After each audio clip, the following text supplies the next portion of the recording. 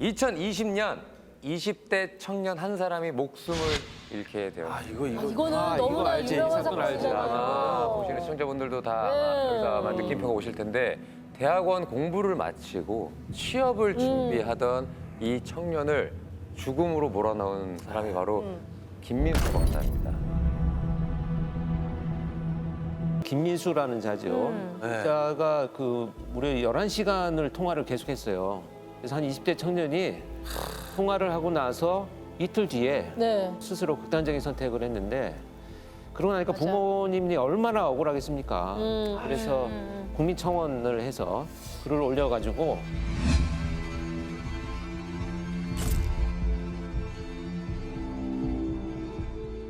제발 이 자기 아들을 죽게 한 이 김민수 검사라는 사람을 잡아달라. 그러니까 이제 이분은 돌아가시는 순간까지 가짜 검사 김민수를 진짜 검사라고 믿고 있었던 거예요. 아니 근데 아무리 사람을 몰아세운다고 해도 이렇게까지 생각을 한다고? 그러니까 그치, 어떻게 하길래? 했길래? 말이 안 되는데. 그러니까요. 처음에 전화한 거는 이도현이라는 가짜 수사관이었습니다. 아 이게 또 공범이 예. 또 수사관도 있어? 저는 서울중앙지방검찰청 첨단범죄수사 1부 1팀의 이도현 수사관입니다. 지금 본인 앞으로 명의도용 사건이 접수가 됐어요. 저희는 수사기관이기 때문에 뭐 계좌번호나 비밀번호 같은 개인정보 일체 요구하지 않습니다. 그런 거 말씀하시면 안 되고요.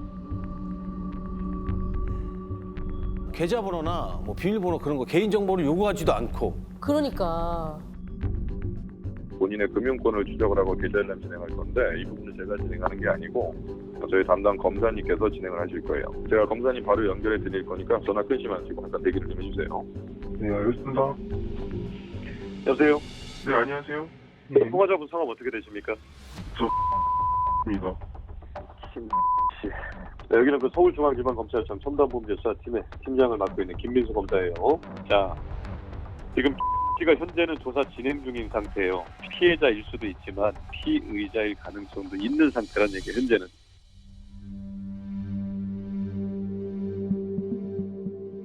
무슨 말이야 저게? 솔직히 법을 잘 모르고 일반 시민들은 저게 무슨 말이야? 검사라고 전화가 와서 당신이 법인일 수 있고 아니다 하고 네. 이렇게 다그쳐버리면 순간 당황을 해버려요. 당황하죠.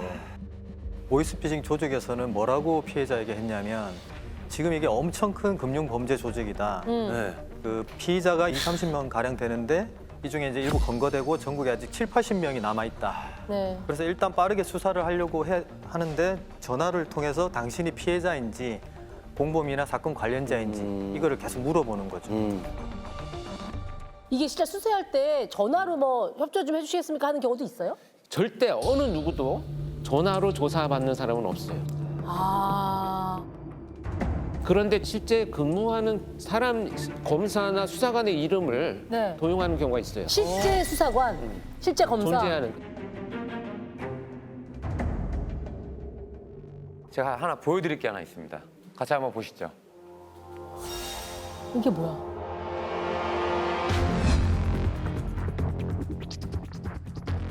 자, 보이십니까? 신분증. 이게 뭐야? 실제 그 김민수네? 검찰, 네. 실제 검찰 공무원증처럼 위조한 공무원증과 명함입니다, 저게. 영상 통화하는 경우에는 이제 저렇게 진짜 근무한 것처럼 보이게 하려고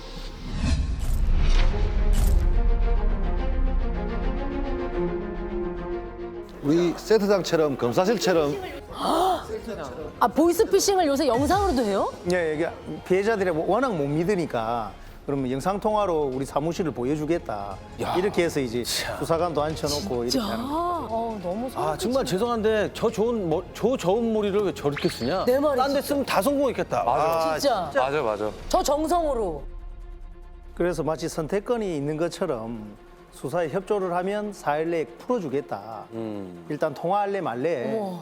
이러는 어머. 거죠. 그러면서 피해자하고 통화를 계속 녹취를 해요. 녹취를 한다는 자체가 약간 위축되겠는데?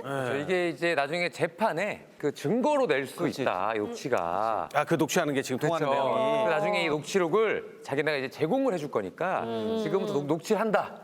그러면서 조건을 하나를 제시합니다. 자, 혹시 본인 그 지금 현재는 지금 쉬고 있나요? 현재 지금 직장 퇴사하고 쉬고 있어요. 안 그래도 퇴사하고 쉬고 있으면 얼마나 위축됐겠어. 취업 준비 중이었어요. 자, 본인 퇴사하기 전에 다니던 직장 어떤 업무 했어요? 농업에서 연구원, 기능원, 네 그런 일. 연구원으로 근무하신 거예요? 예, 종자 연구원. 말을 잘 못하네.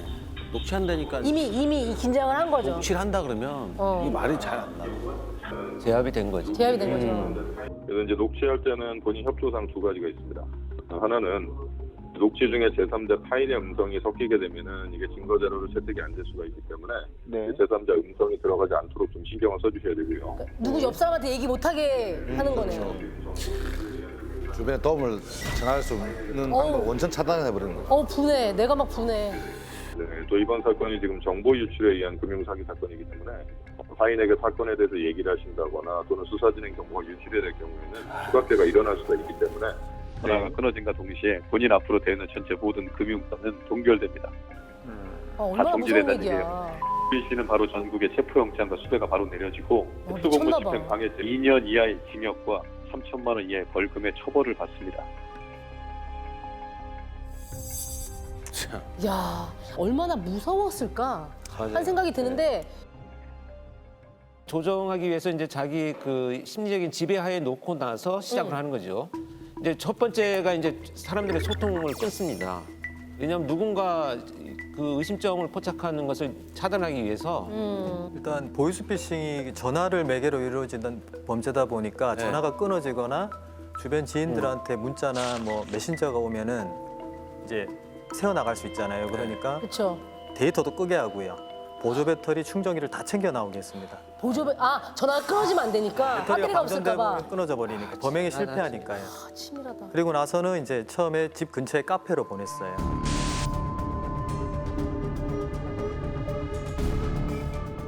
정확히는 가까운 데 인터넷이 가능한 곳으로.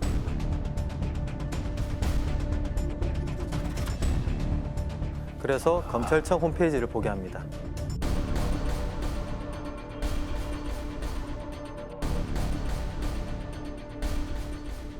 검찰청 홈페이지요? 가짜죠. 가짜인데 이제 가짜 검찰청 홈페이지에 들어가서 네. 나의 사건 조회 증명서를 발급하라고 하거든요. 네. 이게 이미 피해자의 휴대폰에 악성 어플이 설치되어 있기 때문에 이미 통화가 한 순간 가짜 검찰청 페이지랑 사건 서류까지 완벽하게 만들어 놓으니까 피해자가 그걸 보면 더 압박감을 느낄 수밖에 없는 거죠.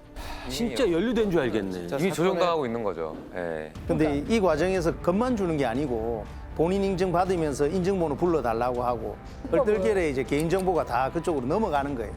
그러면 전화를 통해서 물어본 개인정보를 가지고 금융자산도 다 확인하는 거죠. 확인한 거야 이제. 이 정도까지 하면 솔직히 나도 넘어갈 수 있다. 넘어가겠어. 여기까지 가면 애초에 차단해야 되는 거죠. 그러면서 이제 피해자한테 수사에 협조하는 과정에서 네. 피해자가 쓴 카페 영수증 네. 그리고 그거 버리지 말고 또 가지고 와라. 그러면 나중에 수사관한테 제출하면 수사에 협조를 했으니까 그 비용도 영수증 처리를 해주겠다.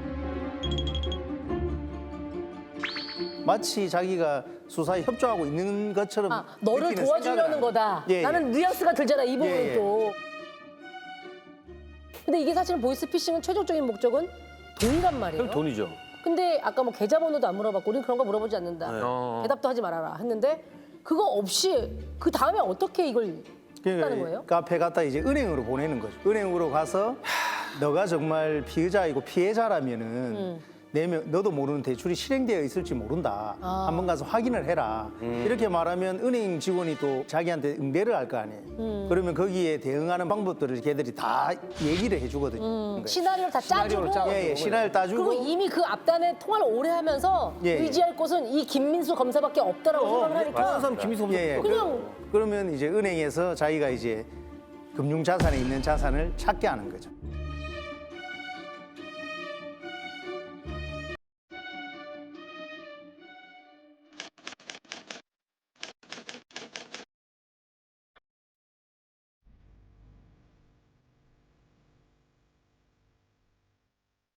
자, 은행에 입장했어요. 자, 부모들을 뽑고 상담을 시작하게 되면 이 계좌 폐지해 주세요. 만기도 지나고 했으니까. 라고 얘기합니다. 만약에 은행 직원이 X한테 고객님 이 상품은 폐지가 안 됩니다 라는 얘기를 만약에 했다면 X가 생각하기에 피해가 있는 거예요 없는 거예요? 있는 거예요. 직원이 범인이라는 가정이에요 지금. 네. 범인이라면 어떻게든 지연을 하려고 해지가 안 됩니다라고 얘기를 할 수도 있고 이걸 왜 해지합니까 이유를 물을 수도 있고 말도 안 되는 거지만 알겠습니까? 네. 알겠습니다. 자, 입장할게요. 수고하셨습니다. 네. 아니 그래서 그럼 돈을 뽑은 거예요? 근데 다행히 그 피해자분이 그 통장을 갖고 나오지 않았거든요. 도장도 없었고요. 그래서 큰 돈이 들어있던 계좌를 해지하는 데는 실패합니다. 다행이다. 맞습니다. 자, 그런데 이제 이걸 가지고 김민수 검사가 이제 뭐라고 하냐면요. 오히려 그 은행 직원이 공범일 가능성이 있다. 이런 시나리오를 또 새롭게 만들어서 슬쩍 던지기 시작합니다. 그러니까 피해자가 생각해보니 좀 이상한 게 있긴 합니다. 라고 대답을 한 거죠. 이런 게 전형적인 가스라이팅이에요. 가스라이팅이어서 그러네. 피해자는 점점 더 죄책감을 가지게 되고 내 탓이구나 이렇게 생각하기 때문에 이제 가해자한테 자꾸 의존하게 되고 협조하게 되는 이런 이제 심리 상태로 전환이 되죠. 자, 그래서 이제 보이스피싱 범인 이 가짜 검사 김민수는 피해자를 전북 정읍으로 이동을 시킵니다. 거기서 현금 인출기로 이제 가서 420만 원을 출금시킵니다. 또 이번에는 서울로 이동시킵니다.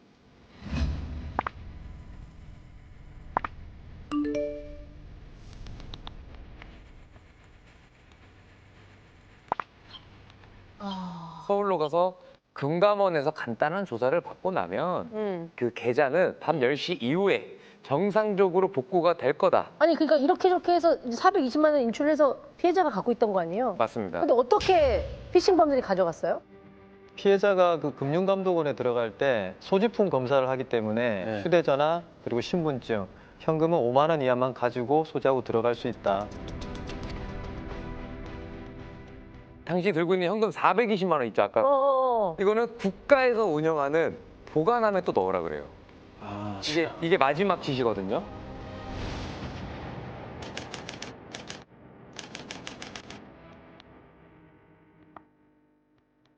에서는 자 어떻게 수식을 하냐면 일반인들이 쓰는 것처럼 써놓기 위해서 여성한 특별 보관함이라고 써놨습니다.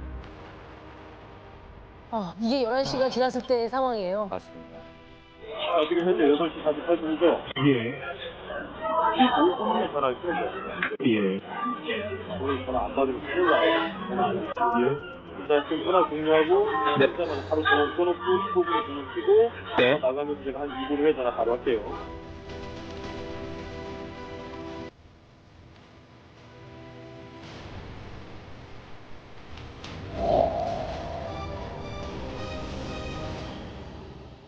(15분) 후에 전화하겠다던 김민수 검사는 그 이후로 전화를 다시는 하지 않았습니다. 왜냐면 보관함에 있는 돈을 이미 빼갔고요. 아이고. 이틀 동안 김민수 검사의 전화만 기다리던 이 피해자는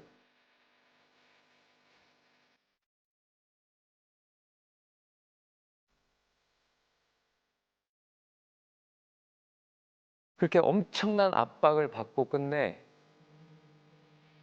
이제 극단적인 선택을 하게 되었습니다.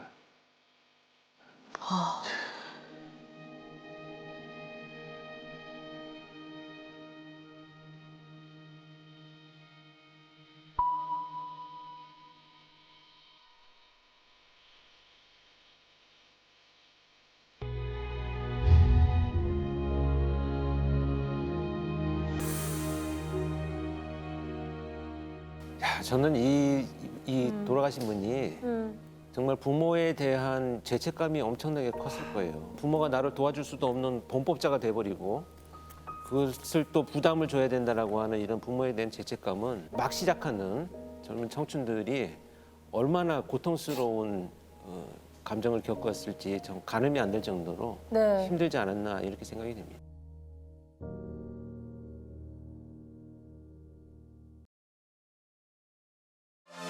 콘텐츠 공작소 즐겨봐 이채널.